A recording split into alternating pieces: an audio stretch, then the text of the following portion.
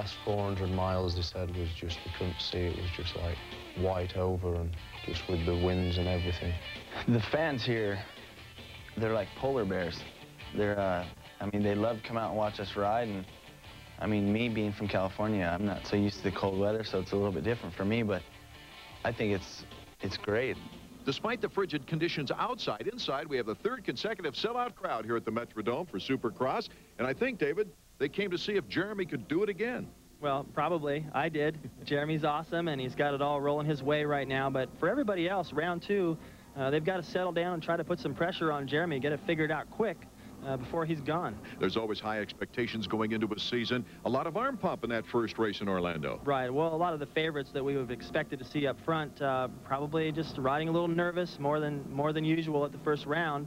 I would expect now they are able to settle down and ride to their potential. Here at the Metrodome would be the first time we'll see the 125 riders from both the East and the West get together. That'll be exciting. Well, it should be very exciting. I know the first round in the heat race between Pichon and Ferry was handlebar to handlebar, good action, and now more competition from the West Coast, so you can guarantee that's going to be good. Round number 2 from Minneapolis, Minnesota coming up as we take a look at the future Supercross schedule. Perhaps with the track builders that it might be dangerous, but at any rate, it's nice to see that we're turning right. They head right into the whoop section, which is kind of interesting off the start. It should keep the pack pretty close. Then a rhythm section, a double back through another rhythm section, a triple jump onto the finish, and then the sand pit, which has been getting really rough through there. It's given the riders a lot of problems. Another triple, then probably one of the most difficult sections on the track tonight, the Dragon's Back. I think the riders, they wanted a tougher track, and they got their wish tonight. As we get ready for heat number 1, let's go over the qualifying procedure. Each rider runs in one of 2 heats. The top 4 from each heat transfer directly to the main event. The rest go on to the semifinals, where the top 5 make it to the main. Riders have only one more chance then at the money if they didn't make it then. The top 2 finishers in the last chance qualifier rounding out the field of 20 riders. Here in heat number 1 for the 250s as they start revving up. Phil Lawrence, Damon Bradshaw, Michael Craig, Brian Swink, Steve Lampson, Larry Brooks, Greg Albertine. 30-second board is down now. They're revving up, and they will start with the drop of the gate any moment now. They're off. It's Mike Craig, number 17, and taking over is Damon Bradshaw, number 28. Out in front, Bradshaw and Craig with a real first-lap battle underway. Craig getting fantastic starts this year, getting off to see if he can protect that inside line. Bradshaw's close enough to jump in there if he leaves the door open. Michael Craig, looking very quick in practice, has come off here in heat number 1, trying to qualify for the main event. As he goes over the finish line jump, heading for the beach. The sand very soft. You see Bradshaw right there had a little trouble with it. Let the front end get away from him. He also gets sprayed by the guy in front. They get sand in their face. It's hard to see through there when you're following. Sean Kalos is in 3rd place right now as they go over the Dragon's Back. Making a move from 2nd place, Damon Bradshaw on the whoops. Michael Craig, though, just won't crack, number 17 on the Honda of Troy. Well, I think if Damon can keep the pressure on him, that seems to be one of Craig's weaknesses. When he's got somebody right back there and he's forced to think about him, he starts to bobble. And Bradshaw, he doesn't have any pressure behind him, so he can go after Craig and leave the door wide open here and there and take a few chances. Right now, the top 4 that would go to the main if it ended right now is Michael Craig, number 17, number 28, Damon Bradshaw, number 52, Sean Kalos, and number 16, Greg Albertine. That's an amazing story. Greg Albertine going down at the first round in Orlando, dislocating his shoulder, comes back, and here he is running, qualifying for the main event. And I think one of the surprises, Phil Lawrence, that we would have thought we were expected to see out front, is way back in the pack. He's got a lot of work to do. Phil Lawrence, 2nd place in Orlando. A great privateer performance by Phil. Right now, Lampson sneaking up, trying to get into that top 4, has made the pass on Larry Brooks. Now you can see that Mike Craig, he's got the speed. He's starting to pull a little lead on Bradshaw. The front runner is starting to separate. However, I think Albertine started to put a little pressure on Kalos. They had a good battle in the preliminary with Kalos taking the win. Lampson coming through the sand real heavy as we see Michael Craig, Damon Bradshaw, the top 2.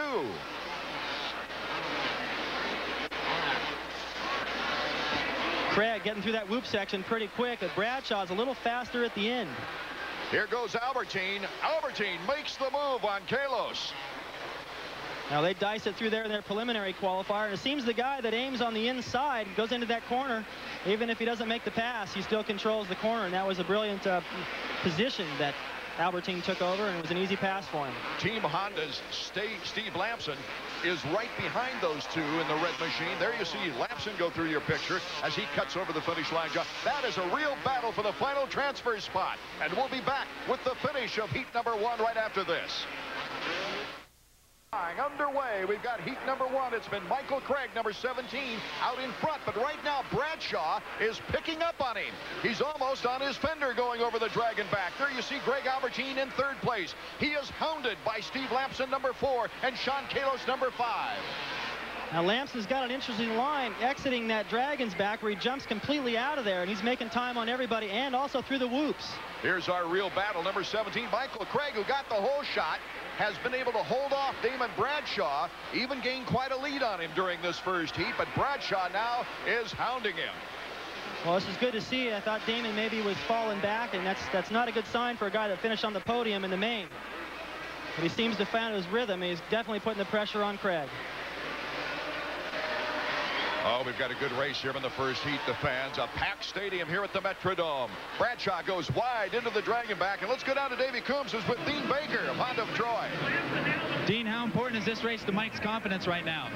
Well, it's pretty important. The heat race is always good to transfer straight out of there.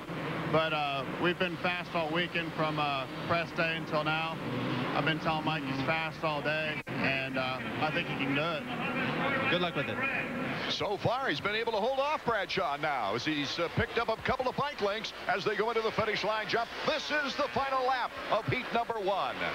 Well, if Bradshaw's got something up his sleeve, he better pull it out now. I think they have some different lines, and the thing that makes this track exciting is that whoop section, because you can make up or lose a lot of time, and Craig knows that. We've got Lamson in 3rd and Greg Albertine comfortably in 4th with lappers in between.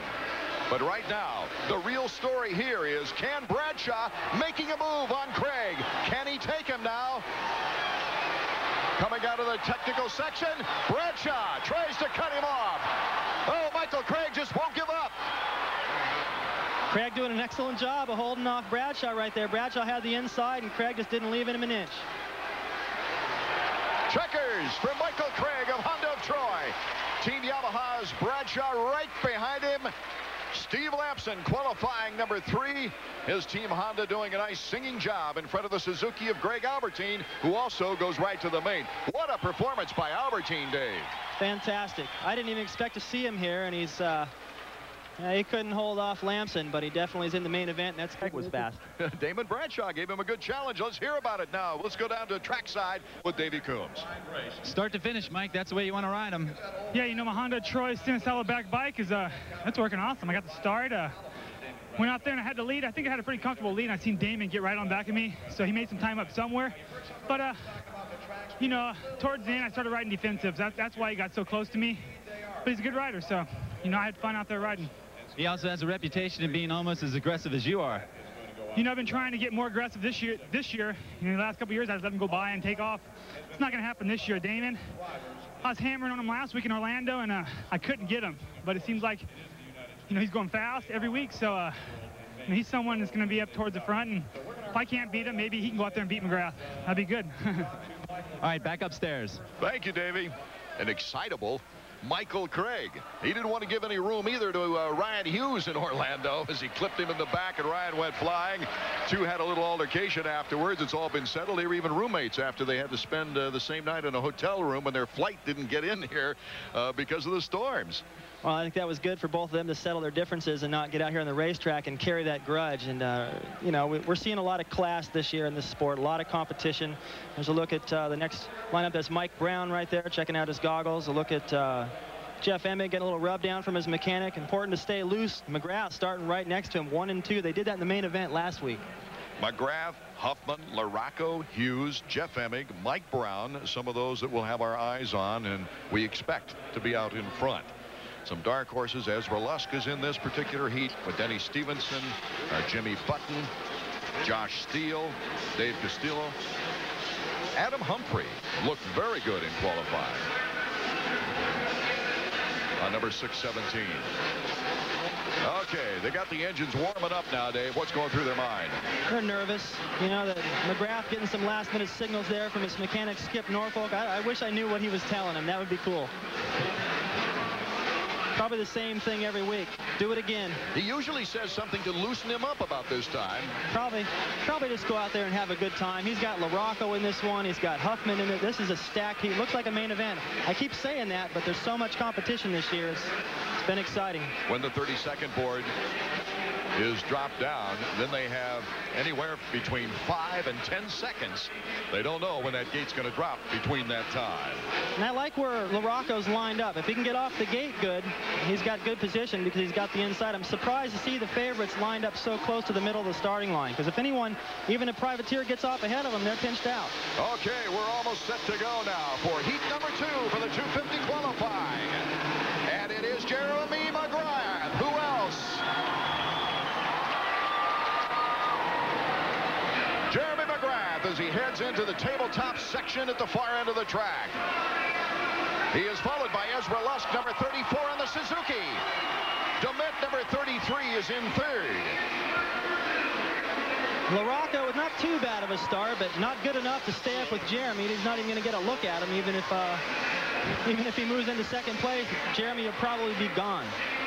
Jeremy McGrath out of the sand with a tight turn going into the triple to the flashbulbs pop from the stands. Ezra Lusk, who has been fast, is coming back from an awful year last year, his first season in 250 action. And once again, all Team Kawasaki riders all bunched right together. None of those guys able to get off the line, and they probably got 10 seconds behind Jeremy already in the first lap. Kyle Lewis making the move on Jeff DeMint right there. Kyle Lewis, number 11. Jeff DeMint holding on, number 33. Ryan Hughes has gone down at the end of the whoop section. He's getting his bike up. It seems to be okay, but McGrath still with a huge lead. This big clump of riders behind him fighting for the position amongst themselves, and they're not even going to get to see what Jeremy does. Let's take a look at it. Jeff DeMint from Honda of Houston is second. Kyle Lewis third. Lusk on the inside coming out of the sand. Jimmy Button, number 100, after a year in Europe, is trying to get back on this American tour, and then it's LaRocco.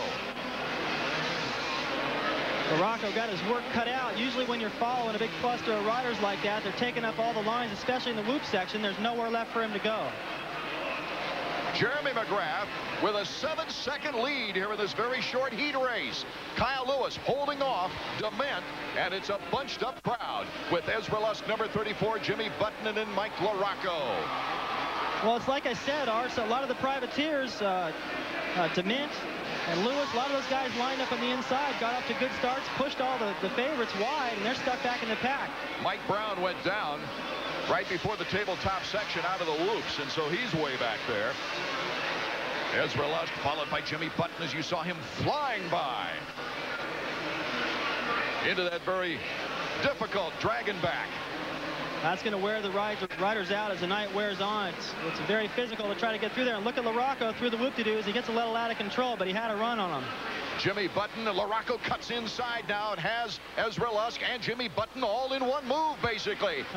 That was a smooth move. Look at these guys behind him. Lusk pushing Button off the racetrack. Button gets back on unscathed, but it's LaRocco making a smooth move, and he moves up onto the back of DeMint. He's got a little ways to go to catch him.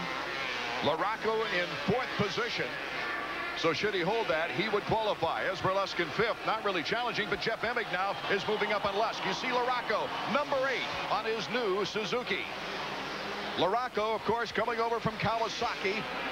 Had that reconstruction of the knee, the rehab, and he's come back very strong after getting a little bit more of his timing back race after race. He is challenging Jeff DeMint right now. LaRocco just racing his way back into shape. And I think he shouldn't have too much trouble getting around DeMint. In second, Kyle Lewis still. DeMint in third. LaRocco in 4th. And we'll be back for the finish of heat number 2 at the Metrodome in a moment.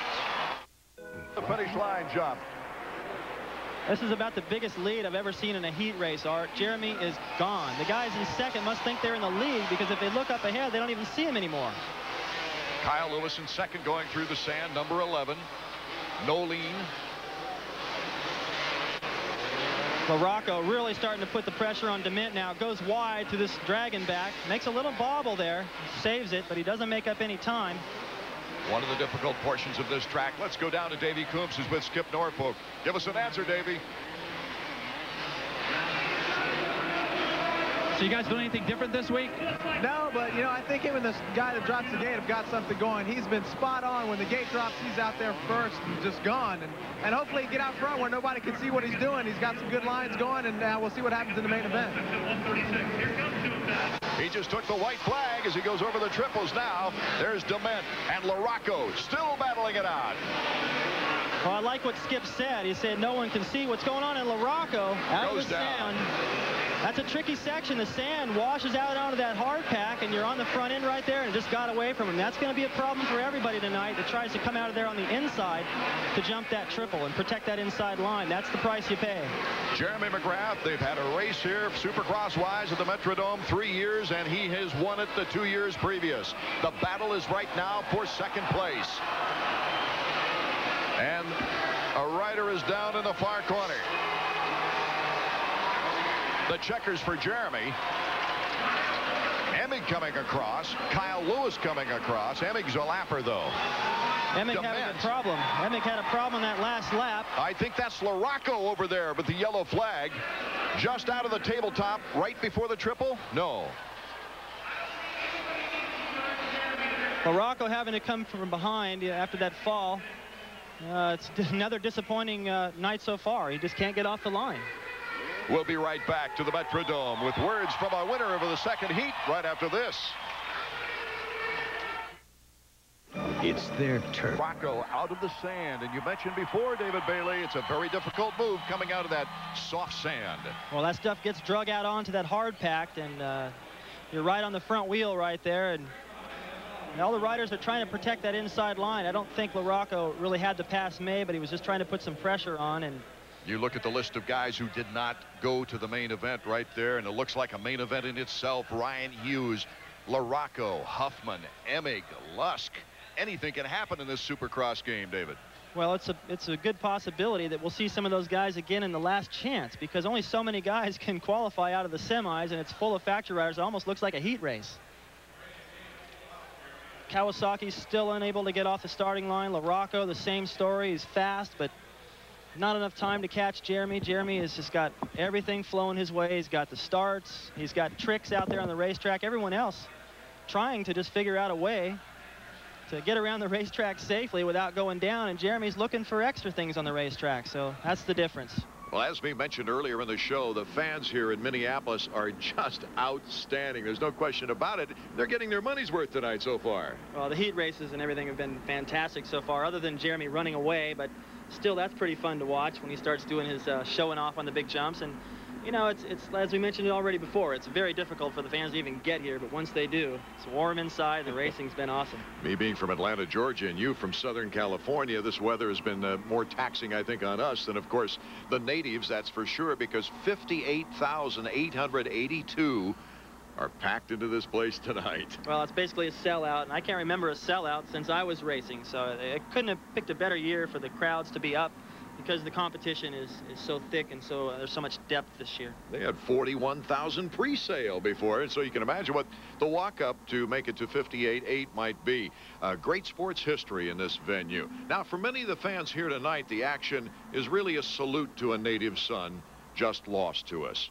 Donnie Schmidt had just retired from the world motocross scene, a two-time champion. Well, he had a fantastic career. He was an inspiration for everybody, a very versatile rider. He had started dabbling a little bit in racing cars, racing some four-strokes, and came out of retirement, sort of, if you could call it that, to race the Millville round, and inspired everybody up there with a fourth-place finish. And I talked to his brother this morning, and he seems to be handling it good, but I think he's in shock, as we all are. Big surprise, and he'll be missed. It, of course, was a non-racing incident. It was an illness that turned very quickly on Donnie Schmidt, who died last night at the age of 29. And Donnie, it was tough for his family, especially because he was starting a new life away from racing, really. Racing for fun, but not that day-to-day competitive scene like a world championship run.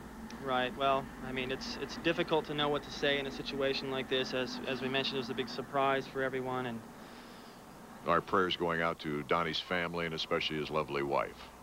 We'll be back with more from the Metrodome in a moment. This week's Honda Flashback takes us back 1 year to the Metrodome, where McGrath would grab the early lead.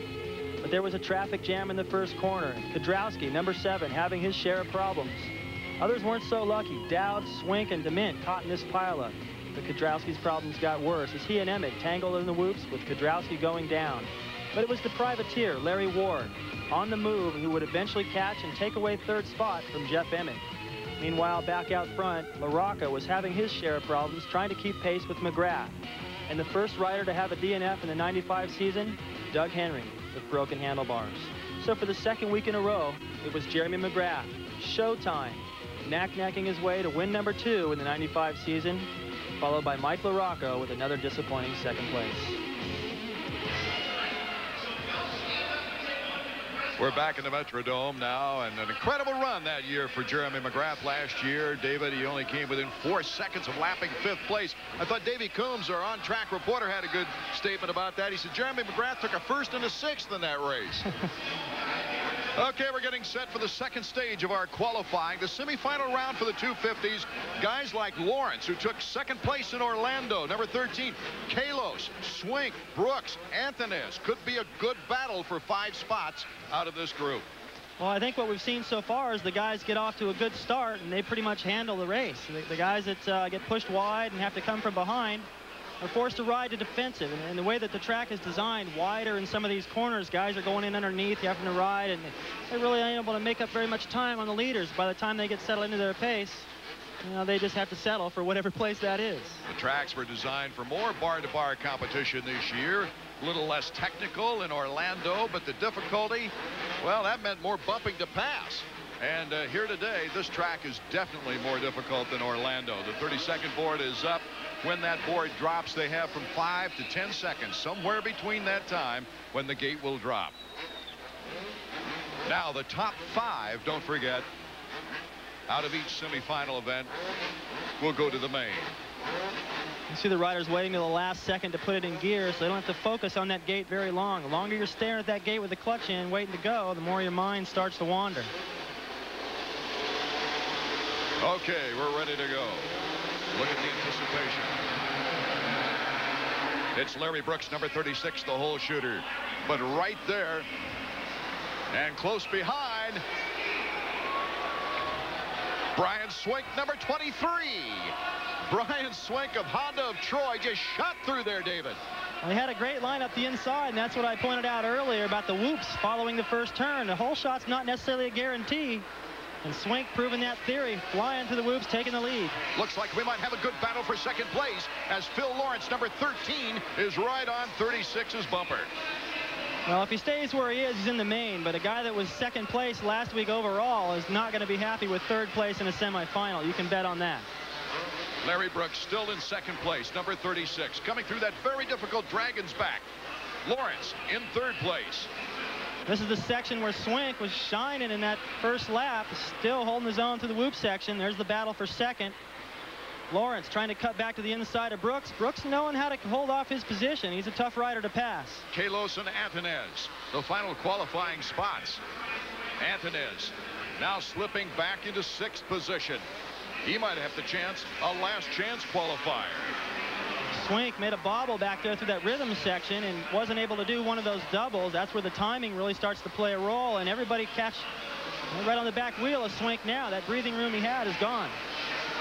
Brian Swink and Larry Brooks, along with Phil Lawrence and Sean Kalos. Here comes Swink again through the whoops. You see, he lifts up the bike and tries to get it in the air before he starts in there to try to keep the bike flat through there, and it's working for him so far. Bunched up in second place. That seems to be the real question into that tabletop section. This is a tough little section right here. You see the ruts in the top of that little plateau, and if you don't get that burst of power, you can't get over that big canyon. Lawrence, number 13, as they battle it out for second place. It's Brooks, Lawrence, Kalos, and Donald Upton, a surprise on the cusp. Right behind him, though, is number 22, Buddy Anthonez. That'll be interesting right there. That's the transfer spot they're battling for. I think Lawrence starting to get frustrated now. He aims up the inside past Larry Brooks. He's got the line. Who goes to the main? Well, we'll find out when we come back from semifinal number 1.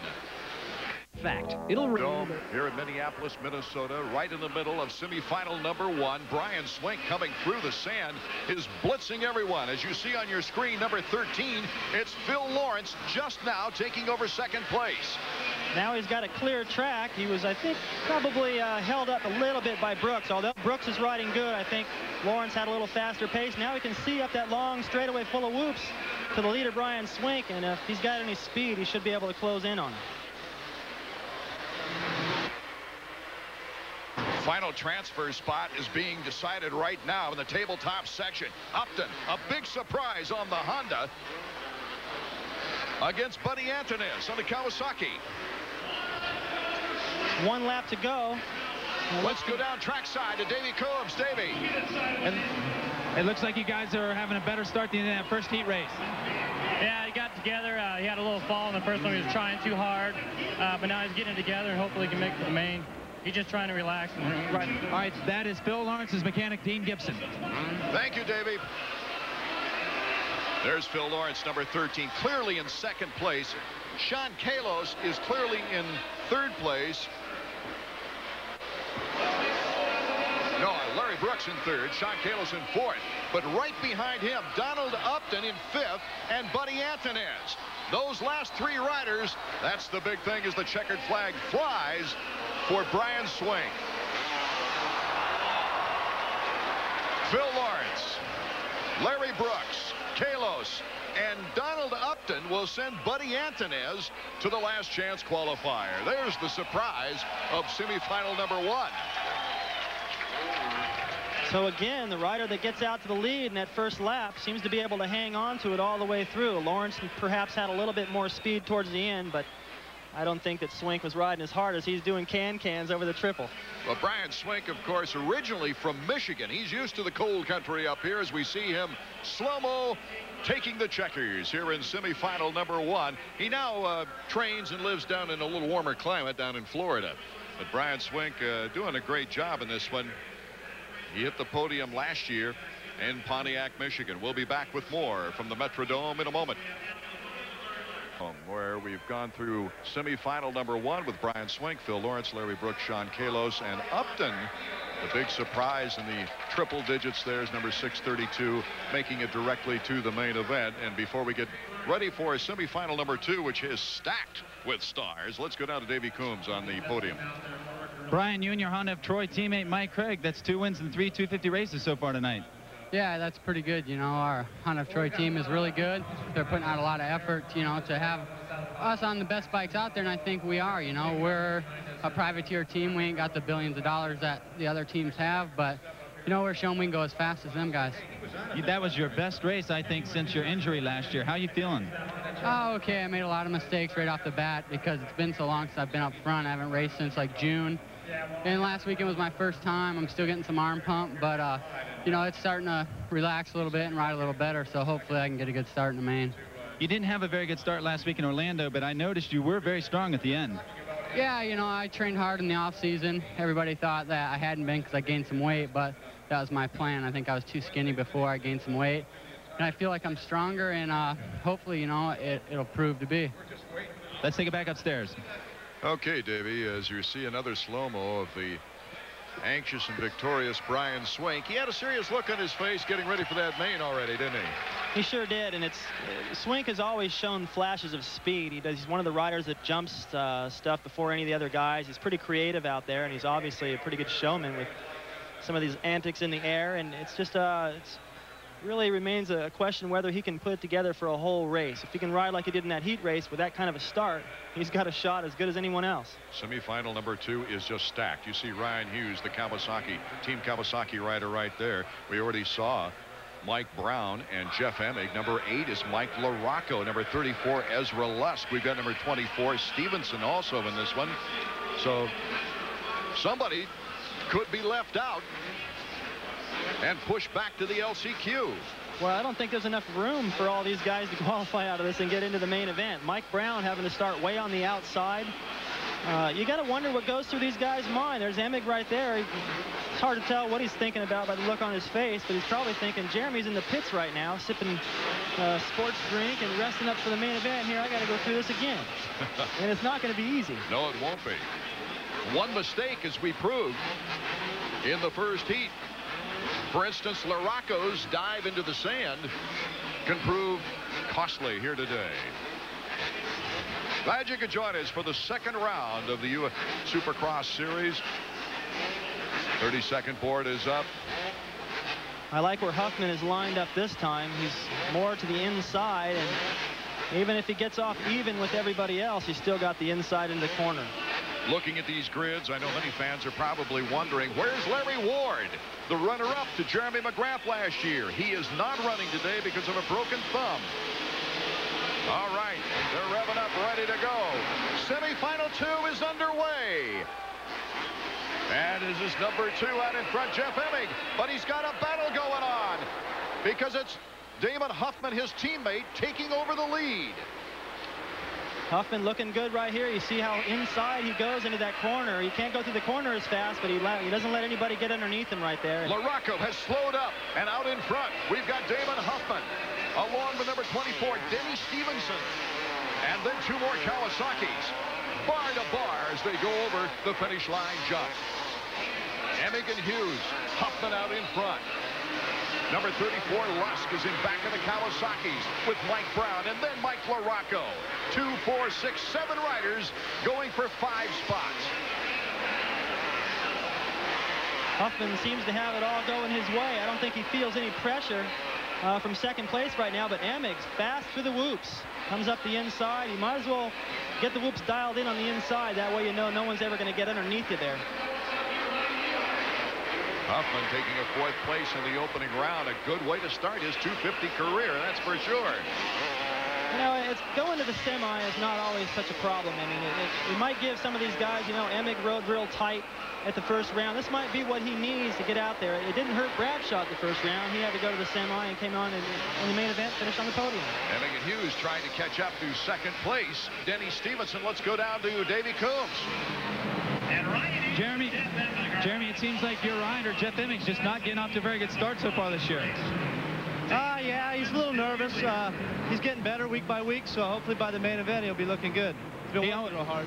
He always starts out slow, but you're right. What about for the main event? Do you think that he'll have everything worked out by then? I hope so. I mean, that's the plan. We worked on it this week, so that's what we hope to do. Okay, back to you, Art. Here's the battle for 3rd going on. Hughes, number 5, and number 2 is Jeff Emig. Emig to the inside. They hit the beach. They're trying to catch up with Denny Stevenson. Stevenson with his best run. Well, these guys have been side by side. Look like dolphins out in a pool, you know, doing everything in unison, and they they pass each other in the same spots. I don't think Roy Turner is very relaxed at this moment, watching his teammates perhaps in a situation where they could take each other out and have to go to the last chance. I think they're going to play things smart, though. Damon Huffman is pulling a huge lead right now. Behind him, Denny Stevenson in 2nd. Then number 2, Jeff Emig. Number 5, Hughes. Then Ezra Lusk. Has a real battle going on with LaRocco. The 2 Suzuki's coming across the finish line as we see 2nd place, 3rd, and 4th. The Suzuki's are battling for the final transfer spot. Lusk looks back. LaRocco out triples him. And we've got a new lineup into the transfer spot.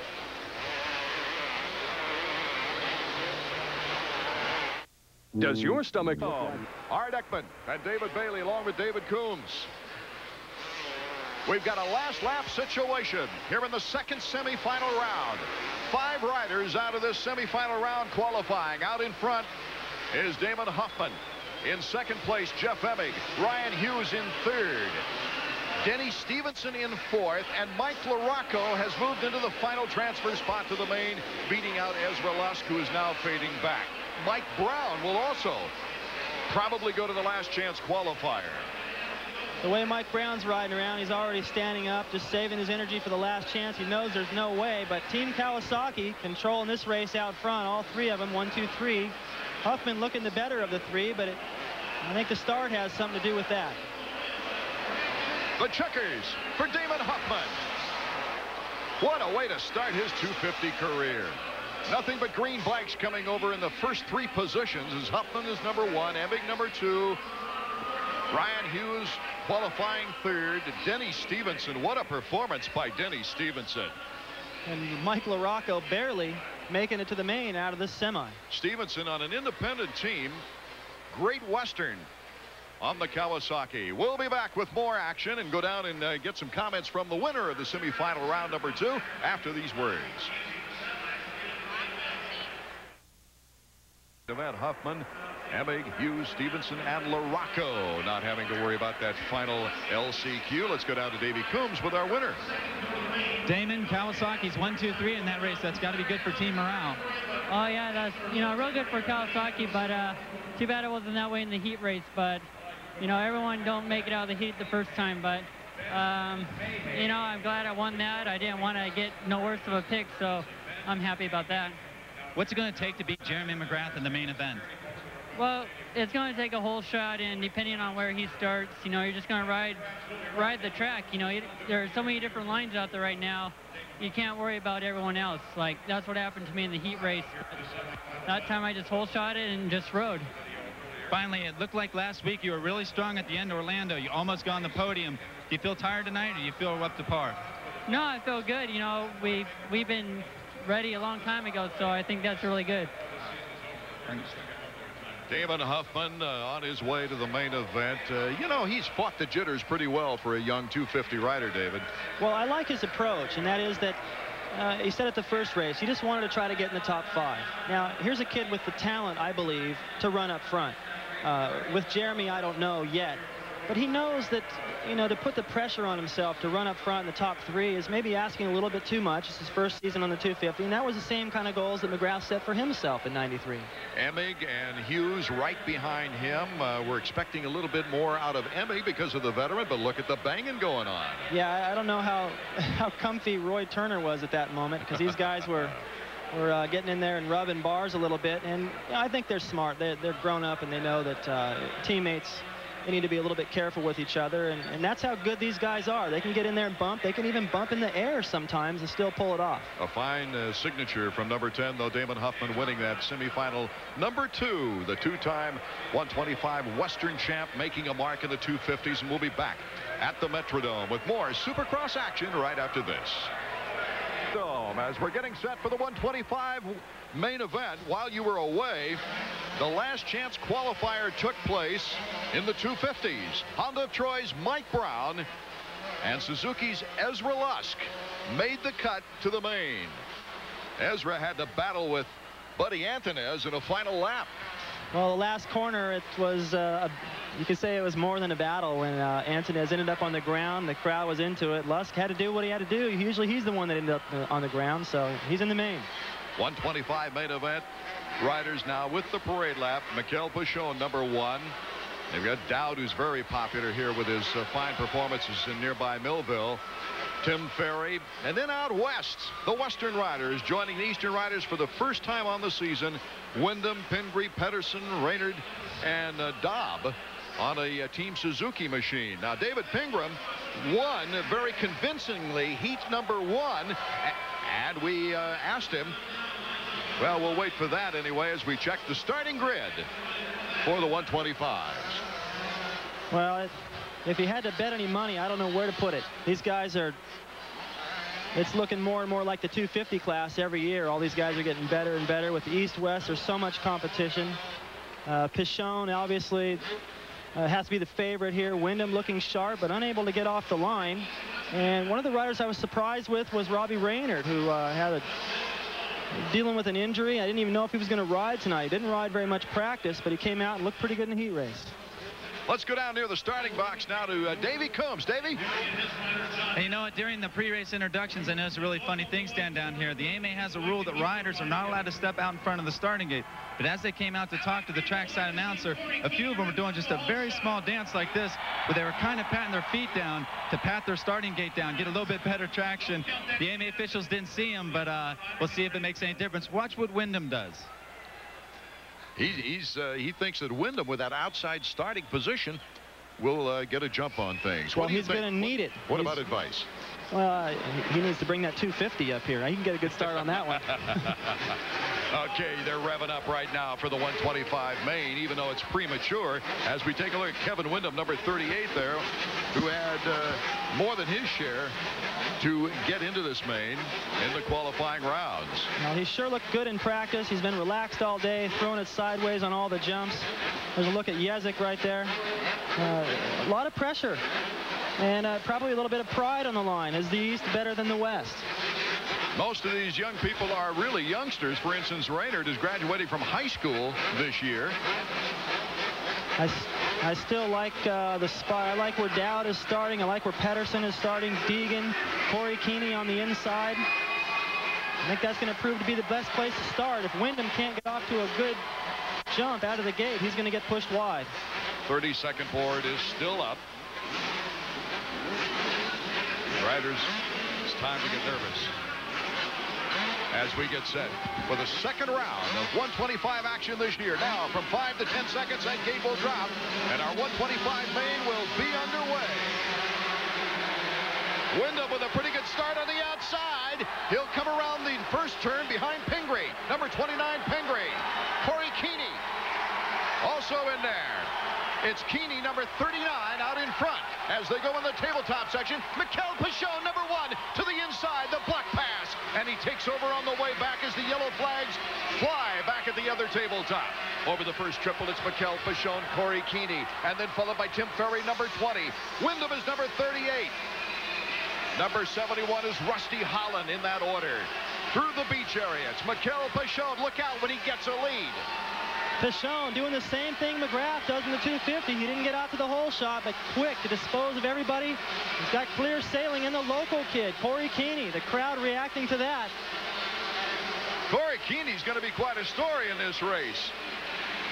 Battling on the Yamaha, the Extreme team ran the 125 West last year as Pichon goes into the beach, and Windham now has moved into third around Tim Ferry. Windham's got that whoop section dialed in. He's coming down the inside. We'll have to keep our eyes peeled to see if he can get underneath Corey Keeney on the next lap if he can't get him before. But you can see, even though these guys are battling, Pichon in first place, but Windham leaps into second place. I was about to say, even though these guys are battling, Pichon appears to be getting away, but that's exactly what Windham had to do. Get into second place and stay in contact with Pichon before he gets too big of a lead. There you see the lead between Pichon, number 1, and number 38, Kevin Windham. Off the Dragon's back. It's going on the far side of the whoops, and Windham is steamrolling through those whoops. Well, I think he's a little bit taller than Pichon. He's able to use those long legs and keep that bike flat through there. Gaining a little bit of time. Kevin Windham running the 250 in Orlando and did a nice job placing in single digits there. So Pichon, even though it looked like he might open up a lead, Windham got right in there, did what he was supposed to do, trying to keep... No one's going to do anything about Pichon unless they can put the pressure on him. Pichon already showing Windham, the big triple. They go into that very difficult section. Pichon even looked back at him. Well, no one's been able to put pressure on him. Let's go down to Davey Combs. It looks like Kevin's really running fast right now. How hard was the transition from a 250 to a 125 this week? I think the 250 helped him from last week because just gave him more strength, and he's just riding the 125 really good. So we'll see what happens. We got a ways to go. So. Oh my goodness! Back and forth we go. Here goes Windham again. Out leaping Pichon has the edge over the finish line jump. It's number 38 and number 1. Kevin Windham into the beach first on Mikel Pichon. Timmy Ferry's back in third. Pichon, what a great event. Windham, oh, he cased the third one. Mikel Pichon going into the Dragons back in the lead. Casing that triple took a little bit out of Kevin Windham, but let's watch him through the whoops. Well, Windham's fast through here, and he's going up the inside. Any bobble by Pichon, and he's by. Oh, this is the greatest battle we've had in a long time in 125 action. Pichon looks back. Windham boxes him out. Good clean pass. Good clean pass, and I like what the track designers have done this week. They've left a lot of room in the corners. That's opened up the passing lanes. Here comes Pichon back up the inside, showing him a wheel, but Wyndham's able to hang on to it. This looked like it's going to be a race-long battle between these two. Mikel Pichon from nearby Le Mans, France. Kevin Wyndham. Wyndham getting a little bit, he's trying to protect that inside line coming out of the sand, had to go to the inside, couldn't do the triple. Pichon able to do it, made up a little bit of time on him. Perhaps Pichon can see what Wyndham's doing to this whoop section now. Maybe he can learn a little bit, put some pressure back on him. Kevin Wyndham out of Baton Rouge, Louisiana, and in third place now Timmy Ferry's coming up on Pichon as Pichon looks like he's losing ground on Kevin Wyndham, number 38. You see him on the screen. Well, it's really difficult to tell from the riders what's going on. He could have any kind of problems going on, sweat in his goggles, and it's cold around here, but it's hot in this kind of action. Perhaps his arms are pumping up, but he's definitely losing ground to Wyndham right now. Wyndham's found his rhythm. He's doing the triple, no problem. Ferry starting to put pressure on Pichon. Kevin Wyndham, he'll be 18 years old at the end of February. Mononucleosis slowed down his rookie season. Here comes Ferry along with Pichon in second and third. The Honda stopwatch as we check out the lap times for this 125 action main event from the Metrodome in Minneapolis. It is Kevin Wyndham on the second tabletop, coming around to the first triple, and he has made a lot of space right now on Mikel Pichon. Tim Ferry trying to catch up to Pichon, and he's not making much ground right now. Now he's starting to make race. He's making mistakes too. He wasn't able to do that triple, but Wyndham, last year he hole shot at all these races, opened up a huge lead, and he got nervous. His arms pumped up. This year it's a different situation, however, where he's caught up from behind. He's turning a 43-second lap, which is, he's on fire right now, and you can see the gap already all the way. You can't even see back to Pichon now. Wyndham appeared to be riding very relaxed. I think it's going to help him to find his rhythm now that he's worked his way into the lead. That should take the pressure completely off of him. Last weekend in a warm-up race, Robbie Raynard put a face plant into the side of a hill in trying to warm up for this opener for Robbie on the Western Division. Let's go down to Davey Coombs, who's with his father right now. Robert, I saw where Robbie's already out of the race. Is that a result of the crash last week? Yeah, his neck's just hurting too much. He tried, but couldn't do it. It has to be a big disappointment. Yeah, for both of us. Let's go back upstairs. Right now, Kevin Wyndham has moved out to a 4 to 5 second lead on Mikel Pichon. Tim Ferry in third, and we'll be back to the Metrodome for the finish up on the 125 main right after these words. Flashback. Let's return to the very first Supercross in Minneapolis, 1994. More than 50,000 fans, a great crowd, saw the battle for the hole shot between Matasevich, Craig, McGrath, Stanton, and Kudrowski. Mike LaRocco goes down in the first turn. Two more top riders would hit the deck, Emig and Lamson. Emig got out from under his bike to hear the cries for help from Lammy. A tailpipe burn on the back of Lamson. Emig, the savior. Number 19, Craig on the Yamaha, gets by number 21, Matasevich, the early leader. Craig joining Yamaha when Bradshaw retired. Jeremy McGrath back in fourth, but he was on a tear. He passed number 8 teammate Doug Henry for third. And then number 1 passed Chicken for second place.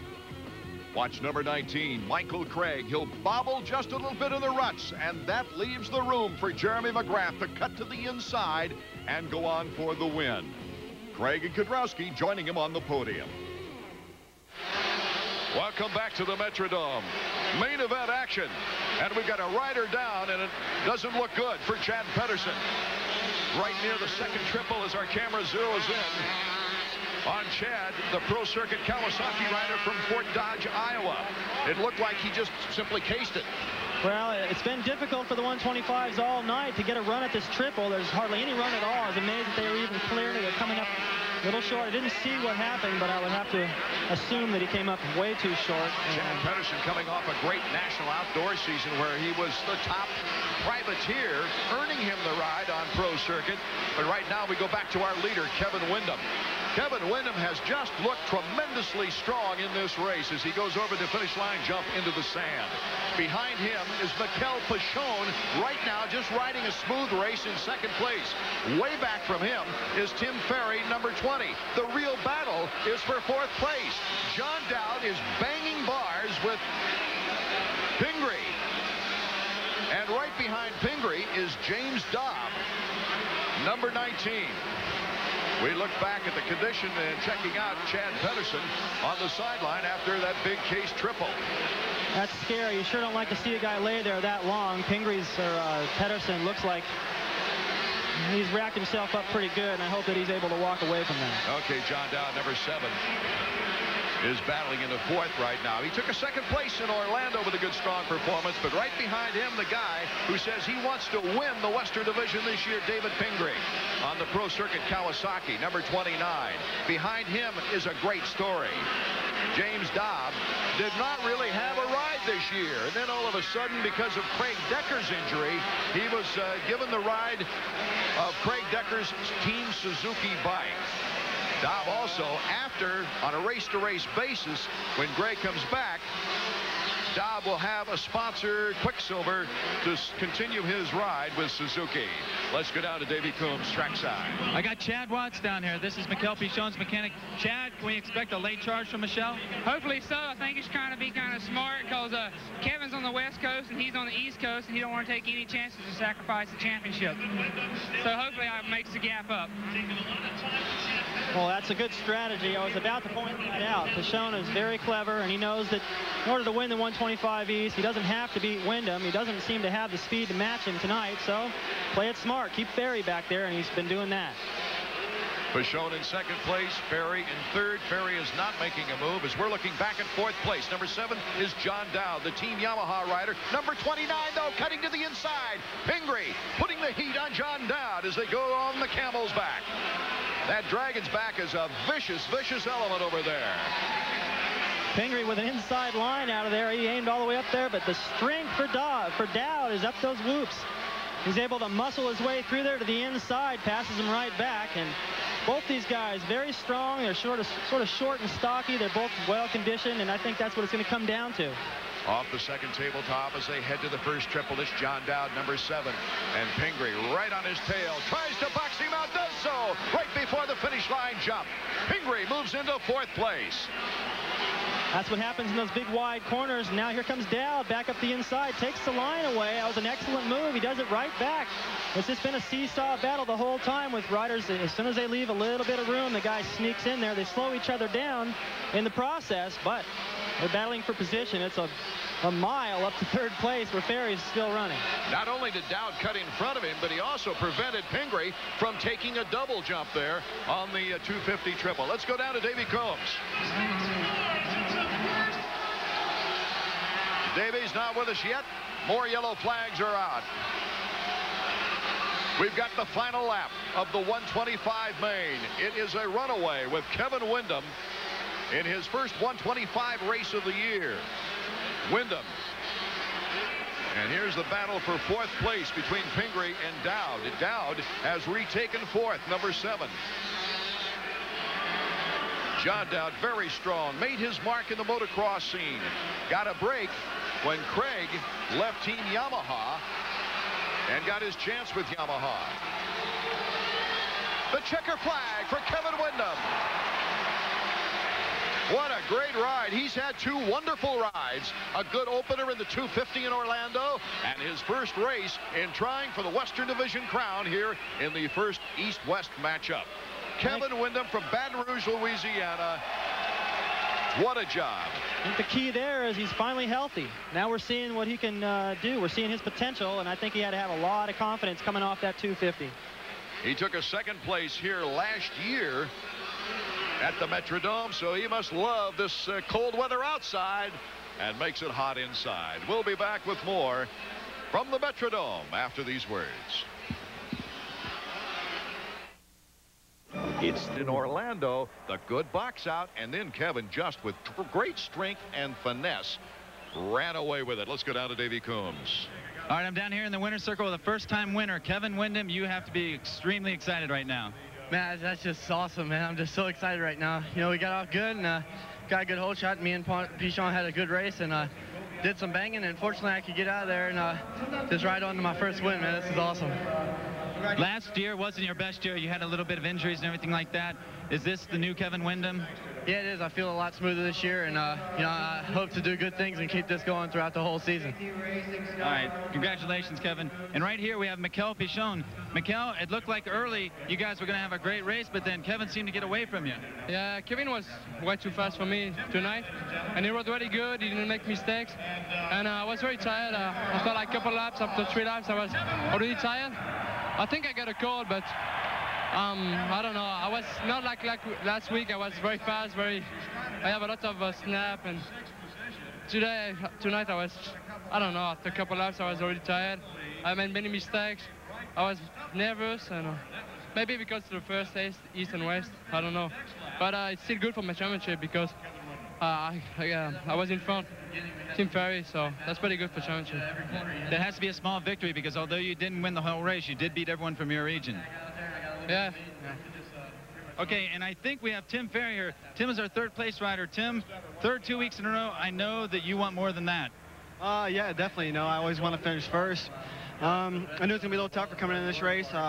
Me and Pichon have been battling out really hard in the qualifiers, and I seemed to get me on the edge, but I felt good. I felt relaxed, was riding smooth. And I think if I could have just stepped my pace up a little more, I could have ran with the guys. I ran with them in the beginning, and I just started making a few mistakes, and I just got to correct that for Atlanta. Obviously, the 125 class has gotten so competitive that if you don't start in the top 3, it's hard to get up there at the end. Yeah, it is, especially on this track. It's really hard to make up time, and you know, if you don't come out first, second, or third, you might as well forget it. You're going to be battling with people you usually don't battle with. But you know, my bike's running good. My Suzuki's running real great. I can come off the start a little bit behind everybody by the end of the first turn. I'm right there in the top 3, so I can't complain. And what about the championships? At least you're right behind Pichon in points. Yeah, I mean, I'm not too far. I would like to beat him. I was just thinking about when I was riding. It'd be nice to get those points on him. But we have 10 more races. We got a lot of 12 races this year, so I got a lot of time to make up. But I don't want to catch up. I want to be in the lead at the end. Right. Let's take it back upstairs to you, Art. Okay, thank you, Davey. Kevin Windham, in his first Western Division race, gaining the very valuable 25 points. Mikel Pichon, by virtue of second place in this combined East-West affair, has taken over the clear-cut lead in the Eastern Division. Tim Ferry is actually spelled F-E-R-R-Y, and John Dowd along with David Pingree. I thought Pingree had a wonderful weekend here as well. Well, he sure looked good. I know he'd probably like to be up there with the leaders, but the start, it seems to be the key. If you can't get off the line good and get up there with those guys and stay in contact with them, it's tough, to, like Ferry just said, to make up time out here. And that was the problem for him. He's definitely working his way up the ladder. And there you see some of the exchange. That was the pass for the lead. I believe early on he got around Corey Keeney, the local boy, and went on to challenge Pichon in what was a great battle back and forth. I was hoping that would continue, but I think Pichon was too. But Pichon talked about making mistakes and not having that snap, but I think perhaps sometimes your competition can take that out of you, and Windham was definitely on fire tonight and deserved that win. Okay, the ambulance, of course, for Chad Pedersen in a vicious crash as he tried the outside triple closest to the stands and cased it big time. Do we have a report yet on Chad Pedersen? We're staying here with Mike Hooker. Mike, we saw Chad Pedersen go down over there. What exactly happened? I think he just came up a little bit short on the triple, cased it, went over the bars, hit his head pretty hard. He was out for a couple minutes, but he's back too. He knows where he is. He knows what's going on and doesn't complain of any body hurts other than that. Sore head. All right, we wish him well. Thank you. But David Bailey, that is good news. That's very good news, because when we got a close-up of him laying on the ground, his eyes were kind of twitching, and he didn't move for a pretty long time. And yeah, it's good to hear that he's doing better. And well, this was an incredible race between Kevin Windham and Mikel Pichon for several laps. And then finally, Kevin Windham took over for the lead and to move into the lead into the Western Division. But Pichon will lead the Eastern Division with 47 points. Dowd and Ferry right behind him with 40. The champagne celebration is underway. We'll come back with the 250 main from the Metrodome in Minneapolis after this.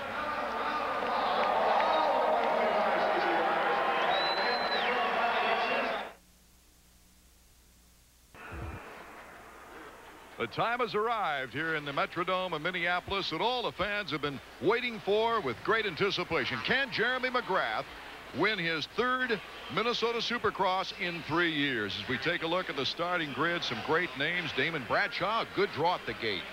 Well, he has the advantage of seeing where Jeremy lines up, and then he can just go to the inside of him. The corner turns to the right. He's on Jeremy's right. And if you can't, I think it's a good strategy to try to line up right next to him and just follow every move he makes. You know, I can't help but thinking as they finish up their parade lap, getting set at the gate, that Greg Albertine shouldn't even be here in my mind after his shoulder popped out in Orlando in the semifinal round. Did not get to go to the main there. Took something like 3 hours with 3 men to pop that baby back into place. And we talked with Greg just before. He gave us a rundown on things. Well, I know a lot about Orlando hospitals now, that's for sure. Last year I spent 30 minutes on the curb waiting outside the stadium for an ambulance to pick me up. Then this year they were in a big rush to cut my shirt off, and then in those cold temperatures didn't have a blanket for me. So again, I was cold, you know, waiting 20 minutes for an ambulance, and then I sat there for 3 hours with no painkillers, with my shoulder out of joint before anybody came to see me. So it was a tough thing, but you know, I suppose it's part of the job. Part of the job. There was no ligament damage because the dislocation really went up through the top of the shoulder rather than coming back down. But right now he's at the starting line. Jeremy McGrath, Jeff Emig, Steve Lampson, Ryan Hughes, Mike LaRocco, Damon Huffman, Phil Lawrence. Michael Craig was real fast in the preliminary rounds. And for the second week in a row, Emig and McGrath starting right next to each other as the crowd starts to stomp their feet. The sellout. In this great dome stadium in Minneapolis. And one of the favorites when they introduced him over the PA was Damon Bradshaw. There you see Skip Norfolk, the mechanic of Jeremy McGrath. Always gets in there, fires him up, sometimes gives him a distracting note, something to chuckle about. I'll tell you what, whatever the most nervous you ever were in your life, that's what these guys feel every time they race, especially for the main event. It's probably tough for them to figure out where they're going to figure into things because there's so many guys that could potentially win this race. 30-second board has been up for some time now as the riders making sure their goggles are in place. Number 1, Jeremy McGrath. Number 28 right next to him, we mentioned, was Damon Bradshaw. And LaRocco all the way on the inside. If he happens to get out good, he could push everyone wide. We're from 5 to 10 seconds from the gate dropping. The engines are revving. We're just about set for the 250, and they're off. Lampson got the best jump I've ever seen. Almost looked like he jumped the gate. It is a Team Honda. Lampson and McGrath with Ryan Hughes moving into second place, number 5. On the outside, look out for Bradshaw, number 28. Michael Craig, number 17. Number 16 is Greg Albertine. As they head for the first triple, it's Jeremy McGrath following his teammate, Steve Lampson. They did this in Charlotte until the last lap. Let's see what Jeremy has in store. Albertine has moved into third. Michael Craig, number 17, in fourth, with Ryan Hughes back to fifth. And then it's Damon Bradshaw as they come through the sand. Mike LaRocco's putting on some speed behind him. But out in front, you see it there, Steve Lampson, who went through so much frustration in the opening round, has trouble on the dragon back. And Jeremy McGrath, but Lampson fires back into the action. A side-by-side race. Team Honda out front. Jeremy gets the edge, holds the inside line. We could see a repeat of what we saw last week. Jeremy getting into the lead and opening it up quick. All the good guys, unlike what we saw in Orlando, have gotten pretty good starts. LaRocco's not too far back. Looks like Ryan Hughes and Bradshaw are still in there pretty tight. But up front, Jeremy again controlling the pace. To answer your question, he's in 7th place, LaRocco right now. And Lampson goes down, coming out of the sand. So Jeremy McGrath has a big lead right now with Greg Albertine in second. But a battle is for third with Mike Craig, Hughes, and Damon Bradshaw. Lampson still trying to get his bike restarted, is going to be nearly dead last. Jeff DeMint is last. Lampson, after getting off to a great start, finds himself having to come all the way from the back of the pack. David Bailey, we saw that problem in Orlando. Not many problems coming through the sand, but just coming out of the sand. Well, that's where it gets tough. You're under braking and trying to make that corner. That sand gets really difficult to negotiate. Jeremy said it himself. That sand is so soft. He really was surprised. Here's a replay of what happened to Lampson. He's going for the inside. The front wheel tucked on him. And he actually ended up high-siding. It was kind of a weird crash the way it happened, but now he's way in the back of the pack. Jeremy now with a 2-second lead on Greg Albertine, but the real battle in this match will be for second and third. There's no question about that, unless something drastic should happen to Jeremy McGrath. Greg Albertine is looking very strong. Well, it's unbelievable. After we just heard what he said, what he went through after the race in Orlando, he's running second place. And Bradshaw has finally gotten around Ryan Hughes. He's back into the 4th place position, and he's looking at the back fender of this battle for second place between Albertine and Craig. Craig placing 6th after going down in a mix-up with Hughes in the opener at Orlando. He started in good position in 4th. Craig over the triple. Into that Dragon's back section. That's been a tough section. Jeremy right here, right where Craig just jumped, is jumping completely out of that section, way faster than anybody else on the racetrack. The only other guy I saw do that was Lamson, and it's not going to matter for him now. Here comes Michael Craig. Albertine getting a little rub on him as we go into the tabletop section. Number 16 is Albertine, but 17... That battle really starting to shape up for 3rd place. Bradshaw getting by. He moves around the outside. Bradshaw starting to get aggressive. That's one thing we haven't really seen. Some fire, and Bradshaw moves into the 3rd spot. So Albertine goes all the way from 2nd back to 4th. Jeremy McGrath with a 5-second lead already on Michael Craig with Bradshaw, Albertine, and then Ryan Hughes, number 5, LaRocco, number 8, followed by Emig and Huffman, the 2 Kawasaki's. At the tail end of that freight train, Damon Huffman is starting to make up time. He's behind his teammate right now, Jeff Emig, but he appears to be on the move. It's another runaway for Jeremy McGrath if you just tuned in. Michael Craig trying to hold down 2nd place with Damon Bradshaw in 3rd. Craig's not very accustomed to running up front. Let's go down to Davey Coombs trackside. Okay, right now I'm watching Steve Butler. He keeps putting the chalkboard out. Steve, your chalkboard says breathe every time Damon comes by. What are you telling him that for? Well, he just said that that's something he's found himself doing, is holding his breath. Everything's so intense out there. I guess it's easy for him to do. And, you know, there's still a lot of laps left, so I don't want him to lose his breath there, you know. All right, back upstairs. Moving into 4th has been Ryan Hughes as the battle for 3rd continues between Michael Craig and Damon Bradshaw. In that battle, LaRocco starting to find his rhythm, work his way up, but meanwhile out front, Jeremy gone. He's on his way back to California. Coming over the start-finish line as we go to the sand, it's Hughes with LaRocco right on his tail, and Greg Albertine in your picture, number 16 on the Suzuki. That battle for 2nd place, I think, is going to get tight. Bradshaw starting to gain some time on Craig. The whole field behind McGrath is starting to tighten up. It's coming down to endurance now with Michael Craig. Stumbles a little bit before going into the tabletop section. Bradshaw, though, waiting for his opportunity, Dave Bailey. Well, he is, but you can see right there, Mike LaRocco, who's moved up behind those 2. I think when Bradshaw and Mike Craig start to get in a battle amongst themselves, we've seen it in the heat races where they actually start to slow each other down a little bit, battling for that inside line that may allow LaRocco to catch up to those 2. LaRocco, number 8.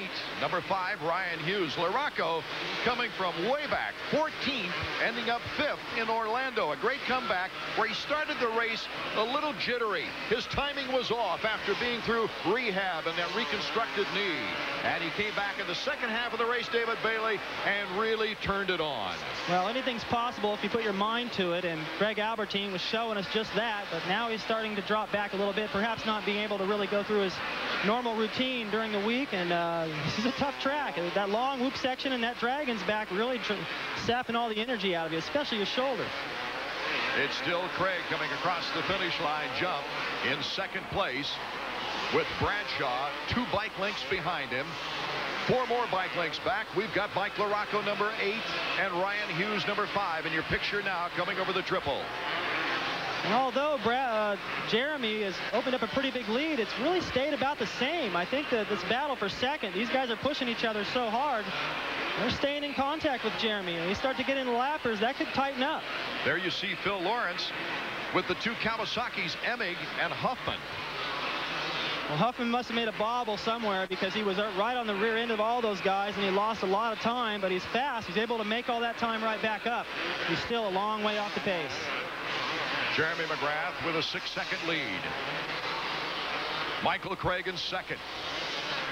Bradshaw lagging a bit on Michael Craig. Boy, would that be a story. Mike LaRocco has taken aim on number 28, Damon Bradshaw. Coming out of that difficult Dragon's back. We'll be back with more 250 main event from Minneapolis right after these important words.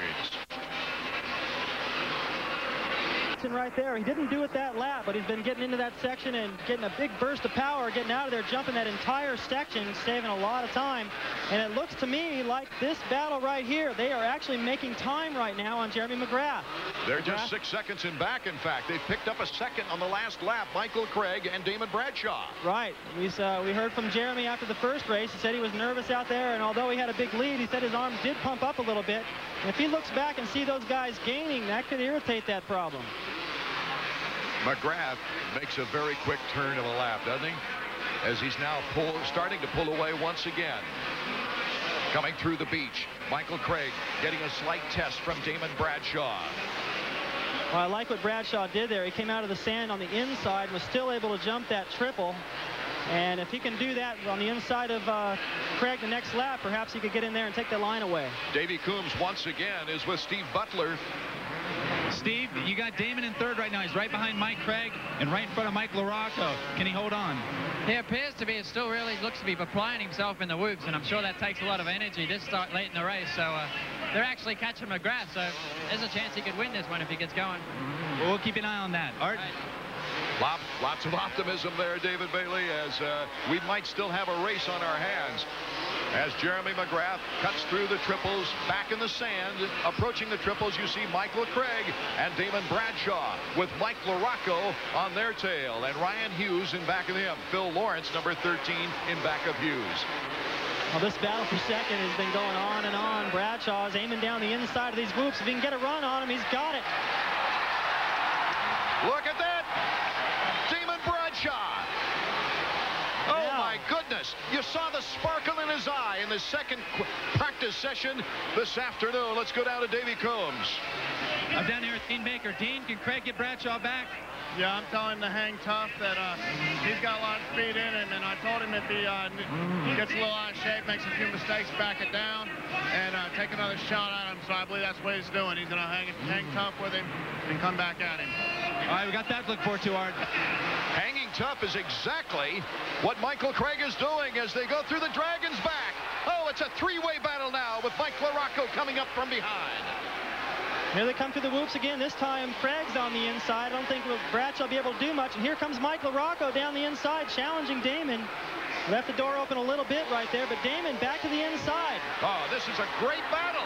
Look at that. Michael Craig coming back on Bradshaw. That was an excellent move by Bradshaw. He timed that, positioned himself perfect, and then right behind him, Craig got crossed up and took the front wheel of LaRocco. Those two almost, I think LaRocco almost went down right there. Craig looking back, but Bradshaw seems to have the breathing room he needs. He can look up and see McGrath. The laps are winding down, but like his mechanic said, anything is possible. Damon Bradshaw riding a smart race so far with Michael Craig, who's got the speed and proved it earlier in qualifying, right behind him. Well, Dan, I don't see any way that I think Jeremy's got an answer for everything. Even if those guys close up quite a bit, Jeremy's got the speed. He's probably just on cruise control, keeping those guys back there 6 seconds or so. If he notices they're gaining, he seems to have the speed to be able to open it back up. Damon Bradshaw going down in the first practice session. In the second practice session, really had a nice aggressive move. As we take a look at the leader, Jeremy McGrath. He hits the second triple closest to the stands, taking the turn into the Dragon back. Our Honda stopwatch as we look for intervals and, of course, the lap time. That battle for second place is still tight. Craig will not give up. This one, Bradshaw thinks he might have a little breathing room. Craig comes back in there and shows him a wheel, and they're still holding LaRocco back there. LaRocco gets close at times, but he's unable to really do anything serious.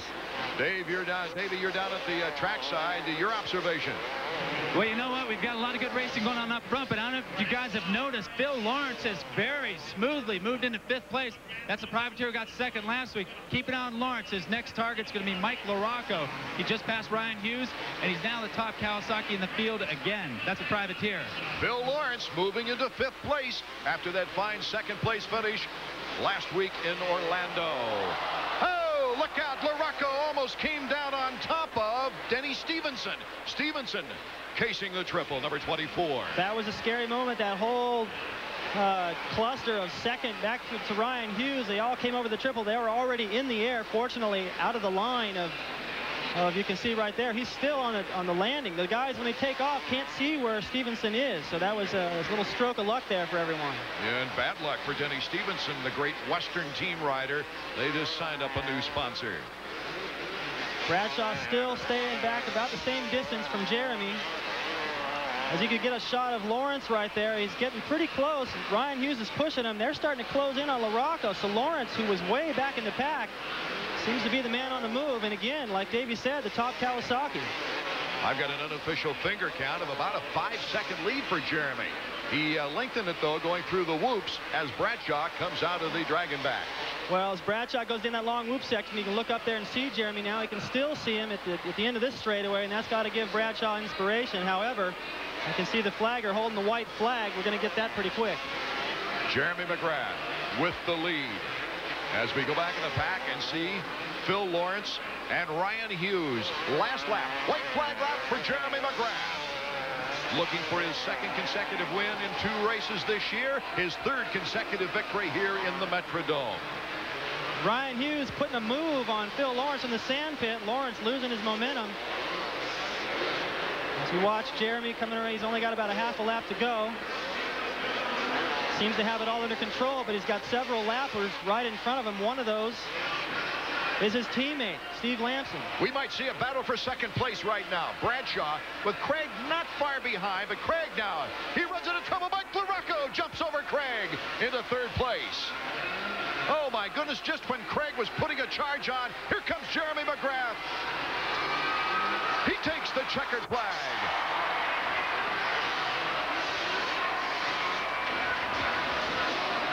Second place goes to Damon Bradshaw after a 3rd place in the opening round.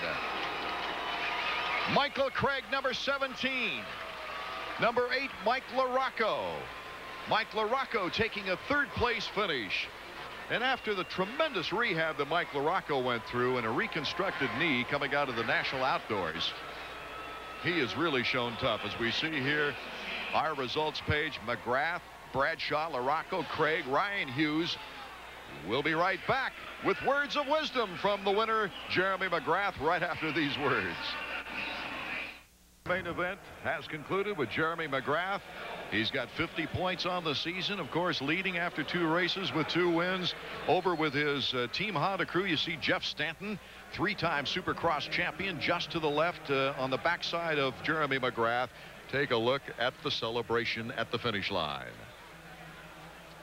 McGrath having it all his way. Once again, I don't know what these other guys are thinking. I know that Bradshaw's got to be happy to be on the podium again. LaRocco's got to be happy to have stepped up the pace a little bit from the first round in Orlando, but still, they've got to look over there and see Jeremy already waving to the fans and doing his finish line antics. Here's a look back at Bradshaw through the whoops, keeping that bike flat. Bradshaw flying through the whoop-de-doo section, making some critical passes through there tonight.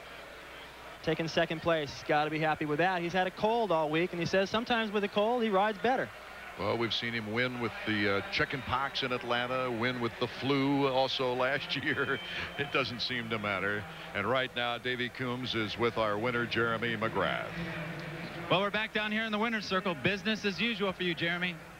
Yeah, it was tough in the beginning. I didn't get such a good start. I kind of came out like 3rd or 4th, and a couple guys got me. And I had to work hard first couple laps, and then I was really working hard through the race. But sometimes I got a little bit nervous. My arms pumped up a little bit. How about the track? Was it changing a lot out there? Or did it stay pretty static all night? Yeah, they made a couple changes to the sand pit. They put some bumps in there and made it a little bit tougher. And so it's kind of squirrely, but hey, I had a great race, and I need to work on relaxation a little bit more, and maybe I can get a bigger lead, but I'm happy with my win. None of these other guys have figured out how to beat you yet. What would you do to beat you? Well, I don't know. I think they need a 6-lap speed. Okay, Jeremy, congratulations. And staying here next, we have the second place finisher. This is Damon Bradshaw. Damon, one step closer in the comeback. Now you got second.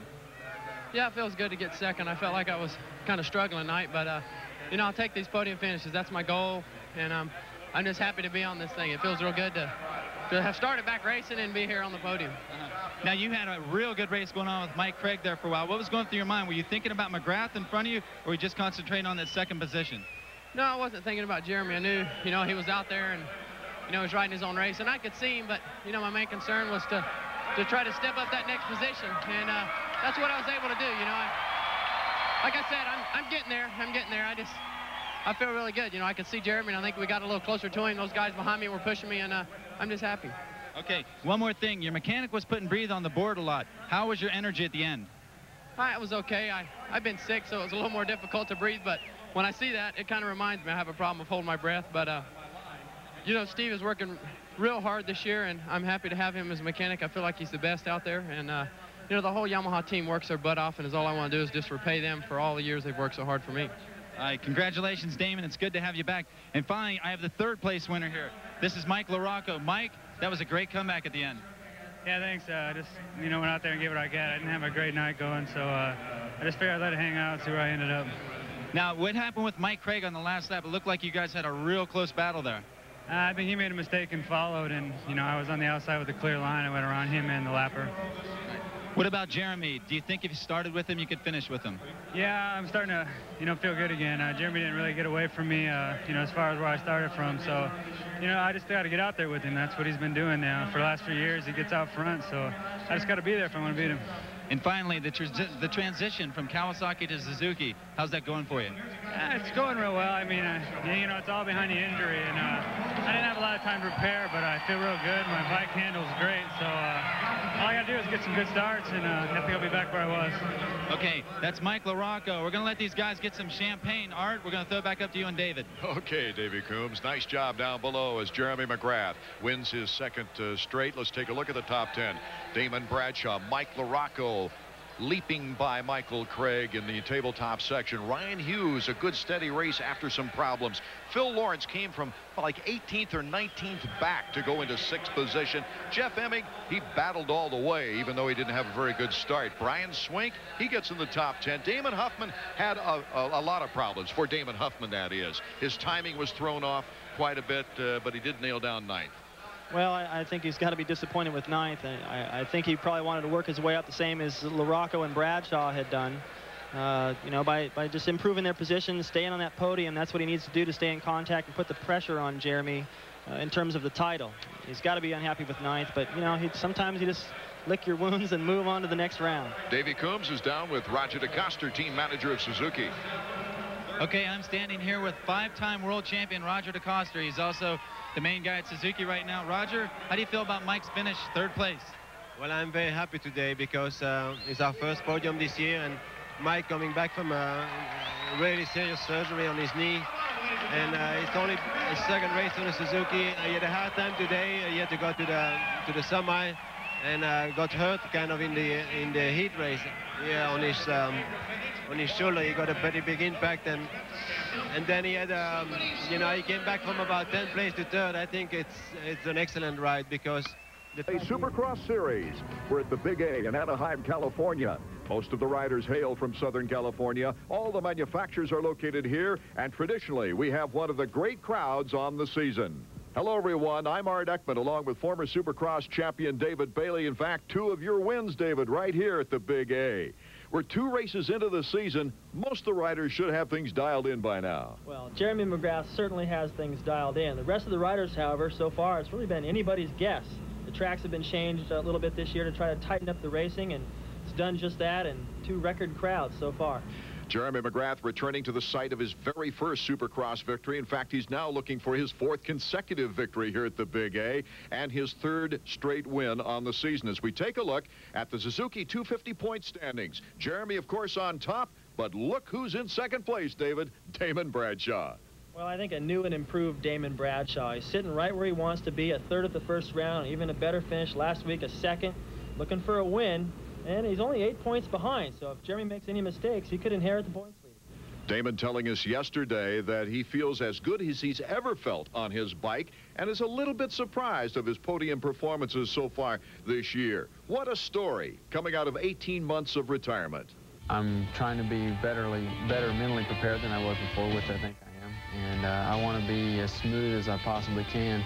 But then again, if it takes riding the ragged edge, that's what I'm going to do too. Bradshaw's new attitude has paid immediate dividends. Here in the season's opener in Orlando, Florida, number 28 leaps by Michael Craig, then puts the block pass on Mike Brown. After a decent start, he read the field like a linebacker reading a quarterback's eyes on the way to a third-place finish. Yeah, it was a good feeling to be on the podium. That's my goal all year, and I'm sure it's a lot of guys' goals. Obviously, we all can't be there at the same time, but that's my goal. I want to try to be as consistent as I can, and if I can win, I want to win, but I want to be on the podium and feel like I put forth a good effort. And last week I really put forth a lot of effort. I rode a lot of races to get there. I mean, I had to ride the preliminary, then the qualifier, and then the semi to get to the main, and I had plenty of laps on the track, but I started getting a little weathered toward the end of the race, but everybody said I looked like I started riding better toward the end of the race, so that made me feel good. I haven't watched any video of it, so I don't really know what it looked like, but it felt good to be on the podium again, and I haven't been there since I started riding again, so it's a good feeling. In Minneapolis for round two, many asked the question, did Bradshaw luck out in the opener, or could it be that this electrifying rider of years gone by is truly ready to contend for a championship? His answer was second place, getting by Craig near race's end and picking up time on the undisputed leader. I guess everybody can always ask me, well, how do you think you're going to do? Well, if I didn't think I could win, I wouldn't be here. That's what I want to do, and second, third, fourth place is no good to me. I mean, it's good if you've had to come from behind and struggle and you can get to second, but everyone wants to win. Obviously, we all can't, but I like to be there as many as everybody else, no more. Well, Bradshaw and McGrath are looking for victories, but as we found out through covering Supercross, surprise, surprise. Right. Well, anything can happen in Supercross, and some international flavor this week. A guy named Tortelli from Europe making his U.S. Supercross debut. Also a kid named Hogan. No one really knows who he is. He's from Australia, and he's been riding with the Yamaha guys out on the test track and looks pretty fast in practice. Also Pichon, 125 East Coast points leaders on a 250 this week. Both the 125 East and West divisions got together last week, and Kevin Windham from the West showed them all. Well, he sure did. I think carrying that confidence from the first round onto the 125s, looked even better last week, and he just looked untouchable. Already 9 points ahead of Pingree and 10 points ahead of Dobb, his closest competitors. Kevin Windham is confident and healthy after his battle with the Eastern contenders. This year I feel really comfortable, really strong, and not only physically, but just I feel